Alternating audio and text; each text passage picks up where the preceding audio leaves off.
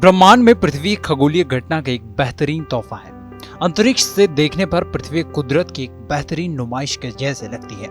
बाकी ग्रहों की तरह हमारी धरती बांझ नहीं है, बल्कि हर तरह के जीव जंतुओं की पैदाइश से लेकर उनके संरक्षण का कुदरती सेंचुरी है। लेकिन बीते कुछ शतकों के दौरान इंसानी ताकतों ने इसे बांझ बनाने की दिशा में कोई कसर नहीं छोड़ी है।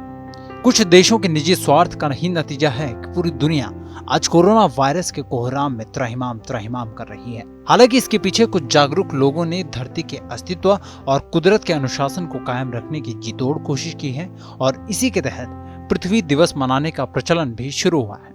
ये कोशिश उन लोगों के खिलाफ एक मुहिम के तौर पर है जिनकी फितरत अपने स्वार्थ के चलते ब्रह्मांड की इस नायाब चीज को बर्बाद करने की है। कैसे हुई पृथ्वी दिवस की शुरुआत? दुनिया हर साल 22 अप्रैल को अर्थ डे यानी कि पृथ्वी दिवस मनाती है। साल 1970 में इसी दिन पहली बार अर्थ डे मनाया गया था। इसे मनाने का अहम उद्देश्य लोगों को पर्यावरण के प्रति जागरूक करना है। दरअसल अमेरिकी सांसद और पर्यावरण संरक्षक गेलॉर्ड नेल्सन ने साल 1970 में पर्यावरण की रक्षा और लोगों की शिक्षा के रूप में इस दिवस को स्थापित किया था। इसके बाद ही पृथ्वी दिवस मनाने की परंपरा शुरू हुई। आज पृथ्वी को लेकर हर इंसान को चिंतित होने की जरूरत है। छोटे स्वार्थ से ऊपर आने की जरूरत है। इसमें तमाम राष्ट्रों से लेकर उनके नागरिकों की भूमिका काफी अहम होगी, क्योंकि जिस तरह के हालात बने हैं वो बेहद ही खतरनाक है। इससे न सिर्फ इंसान बल्कि समूचे विश्व का अस्तित्व खतरे में है। जलवायु परिवर्तन सबसे बड़ा संकट की बात करें तो पृथ्वी पर सबसे बड़ा संकट जलवायु परिवर्तन का है। आबो हवा और समुद्री जल कार्बन से भर चुका है। वातावरण में घुली CO2 पराबैंगनी विकिरण को सोखती और छोड़ती है। इससे हवा गर्म, जमीन और पानी गर्म होते जा रहे हैं। इस प्रक्रिया के बिना धरती बर्फीली हो जाएगी। लेकिन आज के हालात में गर्म होती धरती जलवायु परिवर्तन का सामना कर रही है। दूसरे सबसे बड़े खतरे की बात करें तो कहीं न कहीं इंसानों की बढ़ती आबादी वो खतरा है। प्रकृति की कई चुनौतियों पर इंसान ने विजय भी हासिल की है। 20वीं शताब्दी की शुरुआत में दुनिया की आबादी जहां 1.6 अरब थी, वहीं आज ये 7.5 अरब है और अनुमान के मुताबिक इस रफ्तार से 2050 तक आबादी 10 अरब हो जाएगी। ऐसे में इतनी विशाल जनसंख्या धरती के प्राकृतिक स्रोतों का जमकर दोहन करेगी। जंगलों का विनाश तीसरी सबसे बड़ी चुनौती है।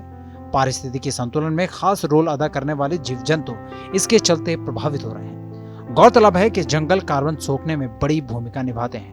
एक रिपोर्ट के मुताबिक धरती पर हर साल 73 लाख हेक्टेयर जंगल काटे जा रहे हैं, जिसके चलते कई तरह के खतरे पैदा हो रहे हैं। जंगली जानवरों का शिकार चौथी सबसे बड़ी चुनौती है। समंदर में भी जीवों का शिकार हो रहा है। औद्योगिक स्तर पर मछली मारने से जलीय संतुलन भी बिगड़ रहा है। गौर करने वाली बात यह है कि धरती पर एक पौधे से लेकर हर जीव एक पारिस्थितिकी तंत्र से जुड़ा हुआ है। अगर एक भी चेन टूटी तो बहुत सारी मुसीबतों की दावत आ जाती है। आज के हालात में पांचवी सबसे बड़ी चुनौती धरती की उपजाऊ क्षमता को नष्ट करना है। अधिक पेस्टिसाइड और फर्टिलाइजर के इस्तेमाल से दुनिया भर में मिट्टी की क्वालिटी खराब हो रही है। यूएन के मुताबिक हर साल 1.2 करोड़ हेक्टेयर जमीन इसके चलते खराब हो रही है।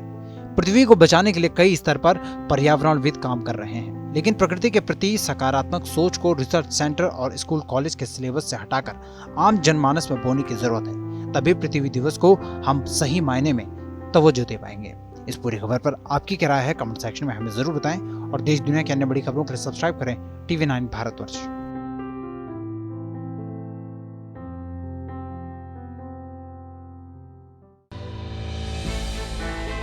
हमने की गलती फिर एक बार, कोरोना ने किया दोबारा प्रहार। मास्क, 2 गज दूरी, करें अपनी सुरक्षा पूरी। कोरोना टीका हम सबको लगाना है। मिलकर साथ समझदारी से कोरोना को हराना है।